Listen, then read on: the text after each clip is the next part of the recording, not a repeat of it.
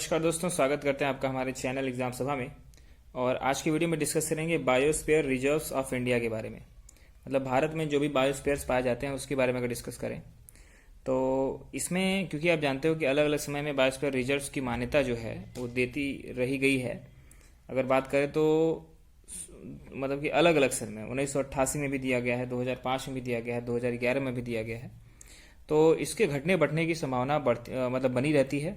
लेकिन अगर हम भारत में बायोस्फीयर रिजर्व से समझे तो नाम से ही क्लियर है कि एक ऐसा क्षेत्र, ठीक है, जहाँ पे जीव जंतु भी रहते हैं, उसके साथ साथ पशु पक्षी भी रहते हैं और वो उनका नेचुरल हैबिटेट बन जाता है। मतलब उनका जो प्राकृतिक निवास होता है वो बन जाता है। तो समझते हैं, the Indian government has established 18 biosphere reserves. अब तक मतलब इंडियन गवर्नमेंट ने, भारत सरकार ने 18 बायोस्फीयर रिजर्व बनाए हैं।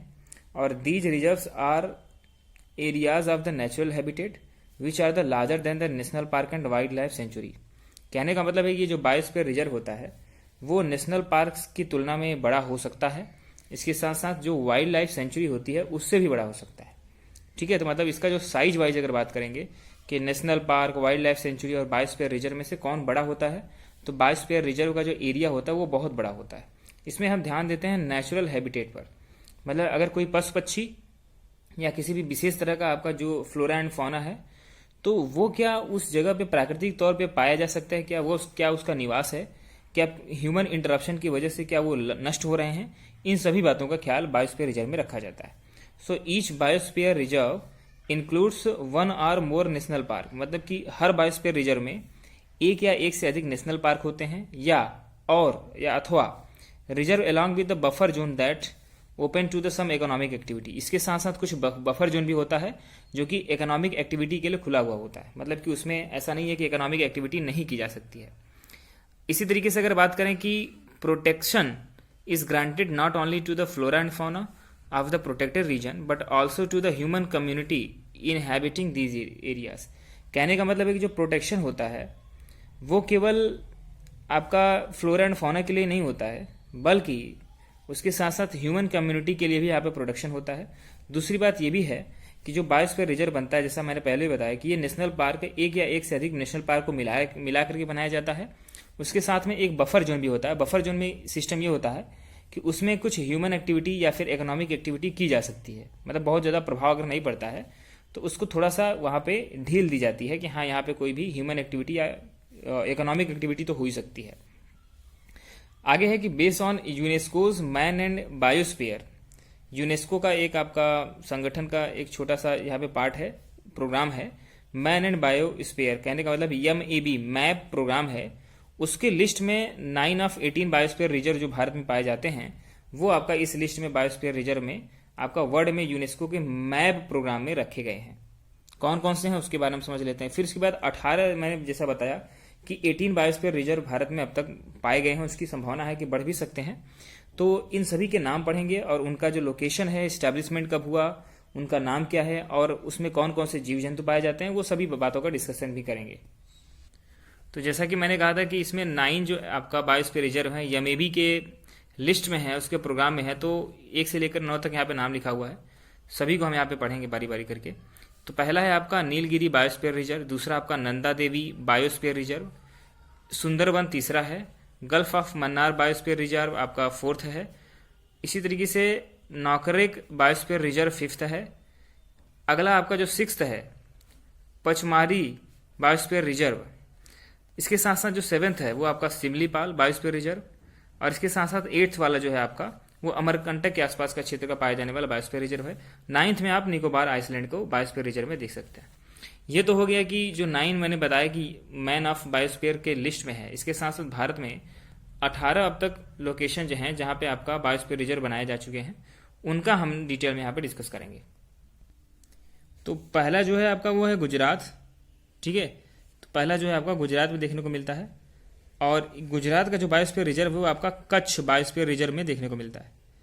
अब इसमें लोकेशन की बात करेंगे तो पोर्ट ऑफ कच्छ, राजकोट, ठीक है, ये आपका जो आपका एक सुरेंद्र नगर डिस्ट्रिक्ट है वहाँ पे पाया जाता है।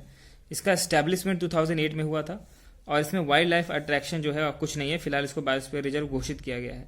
दूसरा आपका तमिलनाडु है, तमिलनाडु स्टेट का नाम है और इसमें जो नाम है बायोस्फीयर रिजर्व का वो है आपका गल्फ ऑफ मन्नार। ये Indian part of Gulf of Mannar between the India and Sri Lanka के बीच में पाया जाता है। 1989 में इसको इस्टेब्लिश किया गया था। सी टर्टल हो गया, शार्क हो गया, डॉल्फिन हो गया, वेल हो गया, ये कुछ इंपॉर्टेंट आपके यहाँ पे वाइल्ड लाइफ अट्रैक्शन है।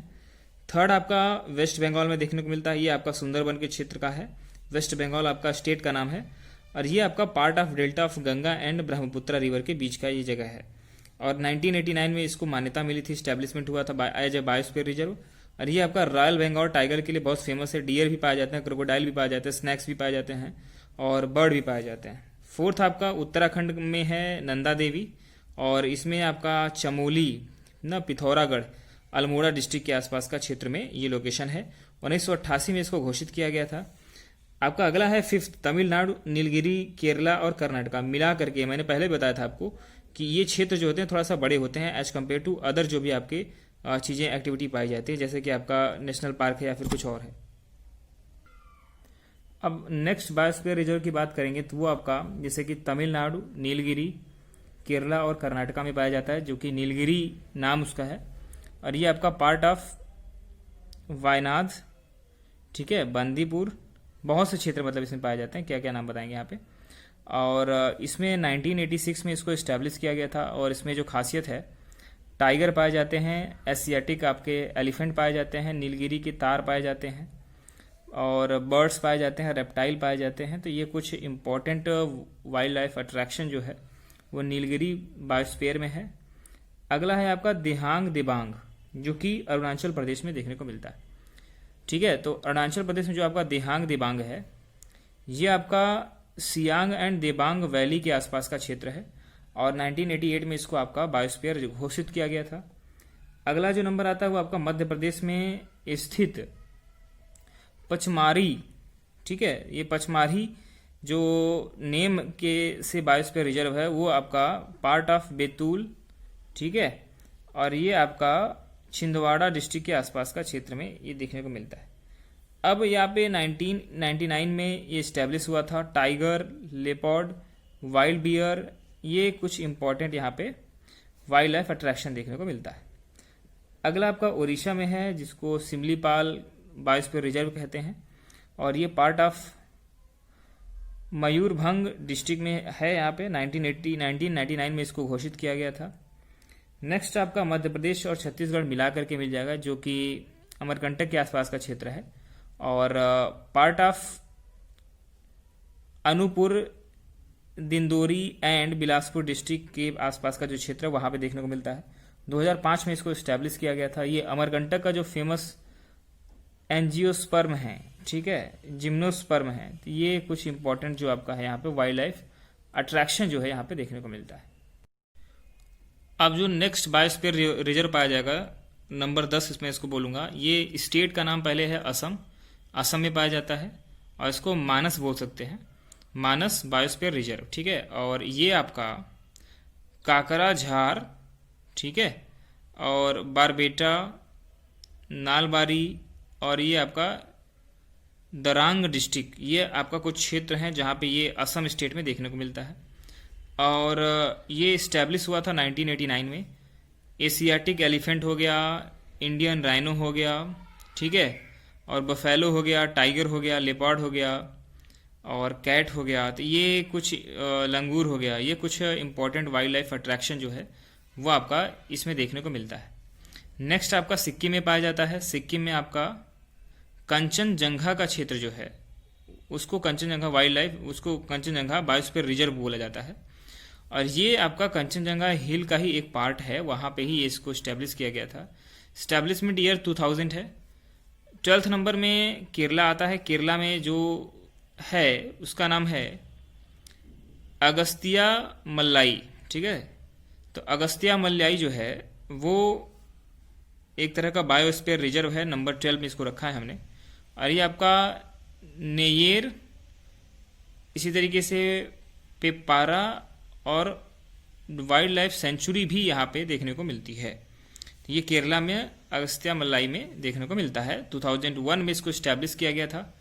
बात करेंगे कौन कौन सी वाइल्ड लाइफ अट्रैक्शन देखने को मिलता है, तो टाइगर्स, एशियाटिक एलिफेंट और नीलगिरी के तार, ये कुछ इंपॉर्टेंट वाइल्ड लाइफ अट्रैक्शन यहाँ पे हैं। अंडमान निकोबार नंबर 13 पे मैं रखूँगा बायोस्फीयर रिजर्व्स में। तो ये आपका ग्रेट निकोबार में यहाँ पे पाया जाता है। और साउथ मोस्ट आइसलैंड ऑफ, या फिर आइलैंड इसको बोलते हैं, अंडमान एंड निकोबार, वहाँ पे ये देखने को मिलता है। और इसको स्टैब्लिश किया गया था 1989 में। अब बात करेंगे यहाँ पे कौन कौन सी चीज़ें पाई जाती हैं। तो ये निकोबार से संबंधित जो भी जैसे कि मॉकेक हो गया, क्रोकोडाइल हो गया, ठीक है, टर्टल हो गया, मतलब भिन्न भिन्न प्रकार की चीज़ें यहाँ पे, पाइथन हो गया, ये चीज़ें पाई जाती हैं। मेघालय की बात करेंगे तो नॉकरेक, ये आपका बायोस्फीयर रिजर्व है, नाम से नॉकरेक बायोस्फीयर रिजर्व। और ये आपका गारो हिल है, आपने सुना होगा गारो खासी जयंतिया, तो ये गारो हिल का ही एक पार्ट है जो मेघालय में नॉकरेक के नाम से पाया जाता है। और ये आपका बायोस्फीयर रिजर्व बना था 1988 में। और कैप्ड लंगूर हो गया, इसी तरीके से लेपर्ड हो गया, कैट हो गया, ठीक है, अलग अलग तरह की कैट पाई जाती है यहाँ पे। और बफेलो पाई जाती है, वाइल्ड बफेलो पाई जाती है, एलिफेंट भी पाए जाते हैं, टाइगर हो गया, पाइथन हो गया, हॉर्नबिल हो गया, पीकॉक हो गया। तो मतलब ढेर सारी चीज़ें यहाँ पे वैरायटी देखने को मिलती है, ठीक है। अब असम में डिब्रूगढ़ जो क्षेत्र है वहाँ पे एक आपका बायोस्फीयर रिजर्व बनाया गया है। वो part of Dibrugarh and Tinsukia district का पार्ट है। 1977 में इसको यहाँ पे बनाया गया था। हिमाचल प्रदेश में बात करेंगे तो कोल्ड डेजर्ट नाम से है। और पिन वैली नेशनल पार्क के आसपास का क्षेत्र है ये आपका, जो हिमाचल प्रदेश में कोल्ड डेजर्ट बायोस्फीयर रिजर्व है। इसमें चंदरताल, ठीक है, Sarchu and Kibber wild life sanctuary, ये सब क्षेत्र जो है मिला करके आपका यहाँ पे देखने को मिलता है। सो 2009 में इसको बनाया गया था, इस्टेब्लिश किया गया था। स्नो लेपर्ड जो है यहाँ पे देखने को मिलता है, ठीक है। अब बचे हैं दो आपके पास, कौन कौन सा बचा है? इसमें से बचा है एक आपका आंध्रा का और एक मध्य प्रदेश का।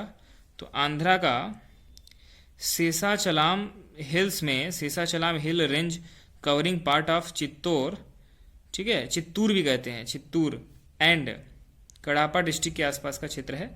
और 2010 में इसको वाइल्ड लाइफ मतलब इसको, इस लोकेशन को बायोस्फीयर रिजर्व बनाया गया था, ठीक है।